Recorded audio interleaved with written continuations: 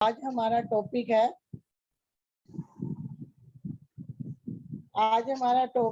Concept of curriculum, पाठ्यक्रम की अवधारणा।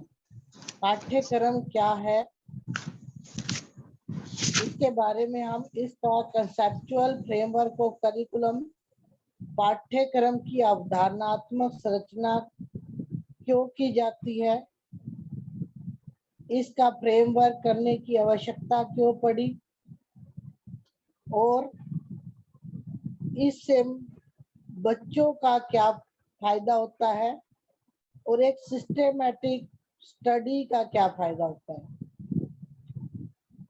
शिक्षा और मानव का अतीत से अटूट संबंध रहा है।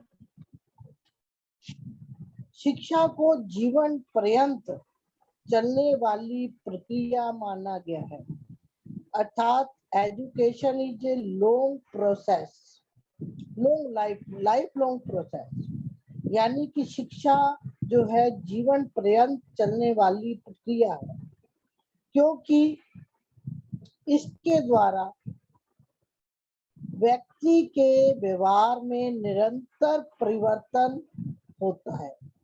व्यक्ति के व्यवहार में ये परिवर्तन अनेक माध्यमों से होता है, जिसका प्रमुख रूप से दो प्रकार माने गए हैं, औपचारिक और अनौपचारिक।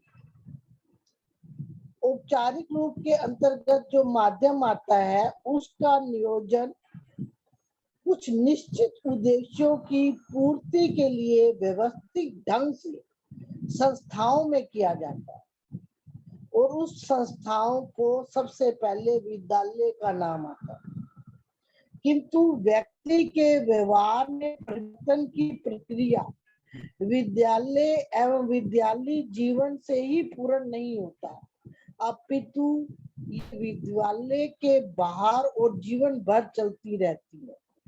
क्यों इसके स्कूलिंग जो एजुकेशन है वो केवल औपचारिक है, फॉर्मल एजुकेशन है, और हमारी जो शिक्षा है वो इनफॉर्मल भी चलती है।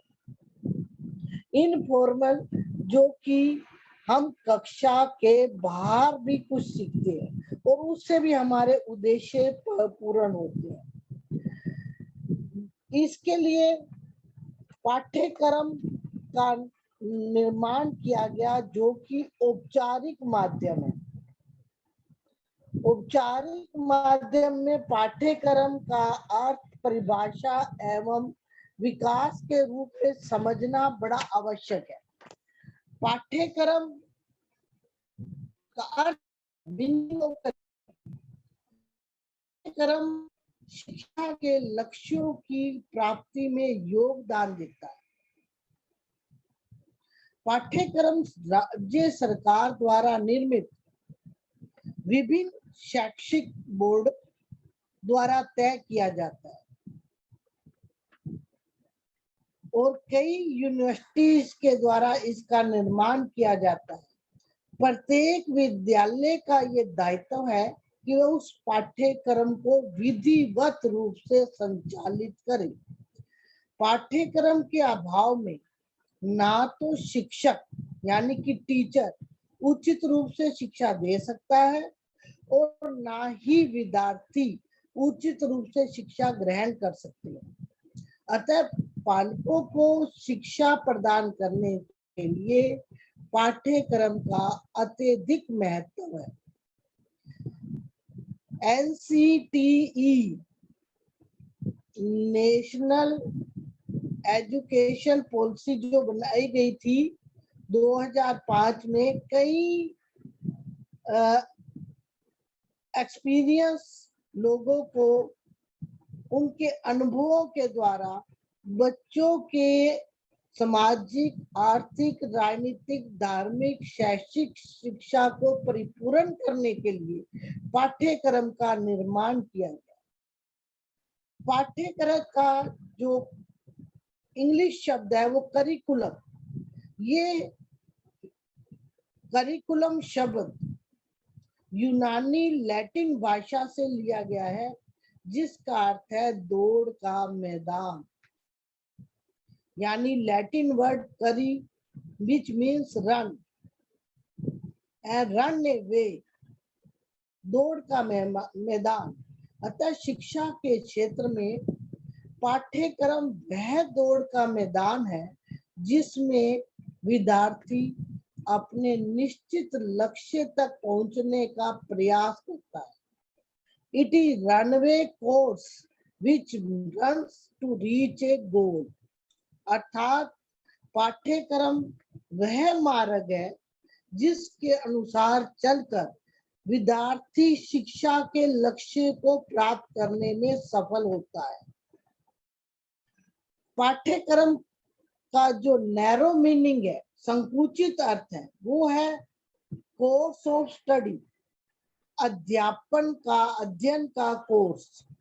सिलेबस, ये इसके प्रायवाची शब्द माने जाते हैं, जिसमें केवल कुछ विषयों के तथ्यों की सीमाएं निश्चित की जाती है। इस प्रकार संकुचित अर्थ के अनुसार पाठ्यक्रम का केवल पुस्तकीय ज्ञान तक सीमित कर दिया जाता है, केवल बुकिश नॉलेज तक ही सीमित किया जाता है। लेकिन वाइडर मीनिंग ऑफ करिकुलम, पाठ्यक्रम का जो व्यापक अर्थ है, वो अब केवल अध्ययन के कोर्स या सिलेबस तक सीमित नहीं है।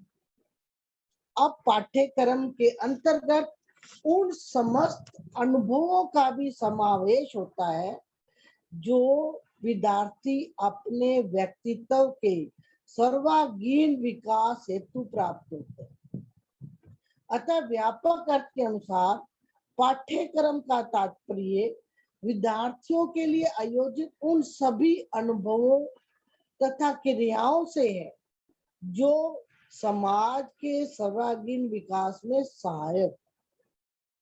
अर्थात आज बुकिश नॉलेज तक पाठ्यक्रम को सीमित करना संभव नहीं है, बल्कि आज जो है पाठ्यक्रम में ऐसे शिक्षाविदों ने अपना योगदान दिया है कि वो उनके अनुभवों के आधार पर ऐसा व्यापक पाठ्यक्रम तैयार किया गया है जिसमें ऑलराउंडर विकास हो सके किसी भी विद्यार्थी का।